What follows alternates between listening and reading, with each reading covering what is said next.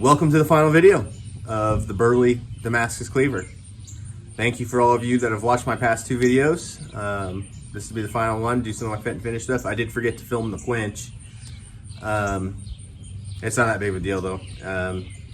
You know, there's not anything exciting. It's not like big flames and stuff like that. At least if you do it at the right temperature. Not like on Forge of Fire where you see big fireballs and stuff. They're quenching too hot, really. You just risk warps and things like that. So it's not really all that exciting. Just getting dipped in oil, some smoke. But thank you for all you guys who've watched my past videos, and thank you for watching this one. I hope you enjoy it.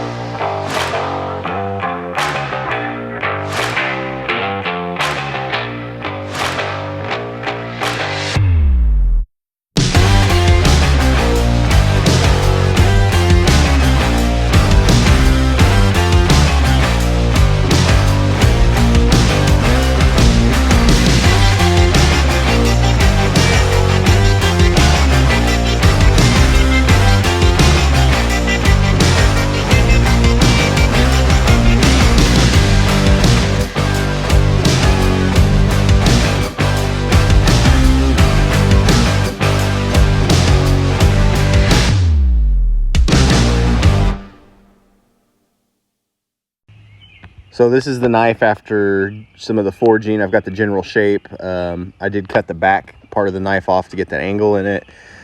So yeah, it's shaped, ready to go. Here I'm grinding off all the forge scale with the grinder. I do this because the belts for my 2x72 grinder are pretty expensive, and forge scale burns up your belts. So I use the cheaper discs like this to get all that stuff off, and then it'll go over to the grinder and get cleaned up.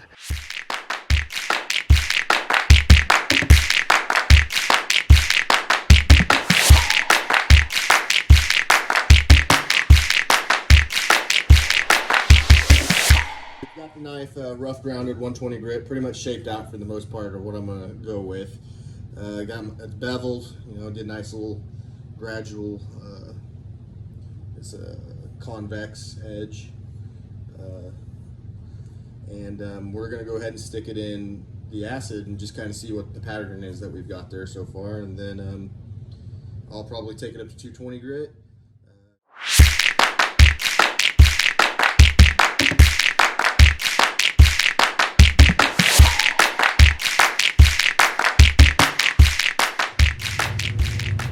Well, I did the quick acid etch. I'm pretty excited. It's pretty cool looking. I love Damascus, especially random pattern. You just never know what you're gonna get. It changes. It's pretty cool. I like it. It goes well with this cleaver. It's gonna look really, really neat. So let's take a look.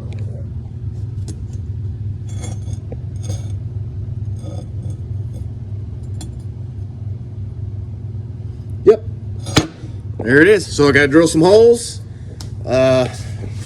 for the handle pins, and then I'm putting bolsters on it too, so I'll drill some holes for the bolster pin, get all that measured up, sander down to 220 grit, and start heat treating it.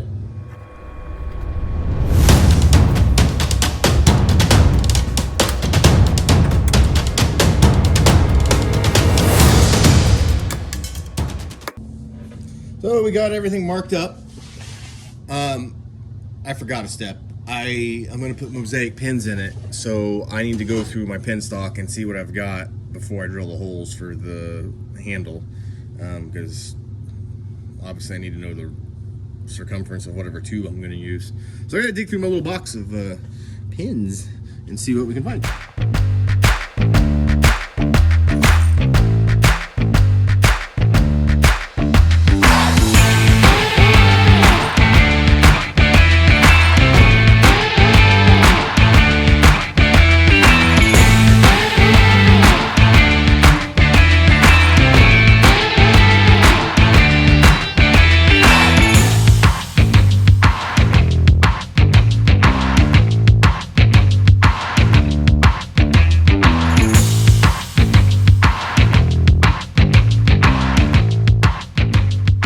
So, got all the holes drilled. You can see there. Those are all drilled. I've got extra holes in there. I'm sure you can see that. Those extra holes, they kind of save some weight, and you get epoxy down through those to each side of the handle. It holds the handle together better, and it saves weight. So that's why I do that. You can see I've got where the pins are going to go, like here for the bolsters, and then here's one, and here's one. They're chamfered like that. Once again, the chamfer kind of will help fill up with some glue, helps the thing hold together better, and it helps the pins slide through the hole in the tang a little bit easier, which is always nice. And then the ones on the bolster there, I peen the bolsters on. There's a little glue under there too, just to keep rust or anything from trying to start in there, but it's mainly held on by peening it. And when I peen that pin in there, it'll kind of smush into that little chamfered area there, and it just locks the whole thing together really, really well. So that's why I do that. Yeah, I'm excited.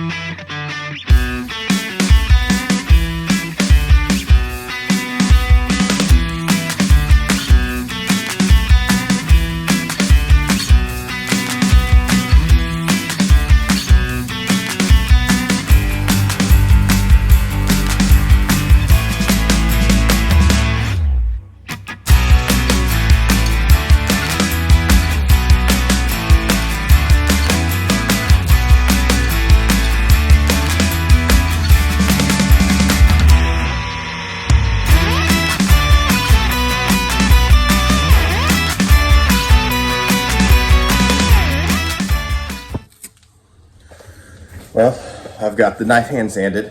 I'm getting ready to do the electro etch on the blade here for the customer. Put his name on here and then my maker's mark. But as you can see, it's all hand sanded out. So we're going to do that, and then I've got the scales made. You can see there.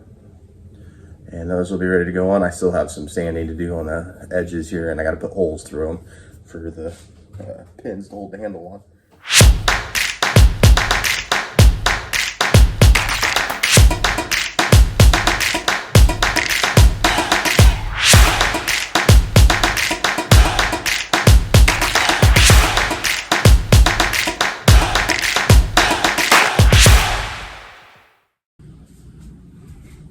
knife is done.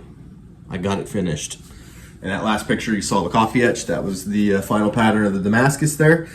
Now I've got the handle scales on and everything. We're going to do a couple tests to make sure that the edge is good and a couple sharpness tests to make sure that it's nice and sharp. You'll see those here after this. For anybody who's subscribed or watched my videos or liked them or anything like that, thank you very much. I really appreciate it. And I'm going to put some pictures of the finished knife at the end of this video. So thank you guys. And thank you for coming along on the journey with me. I appreciate it.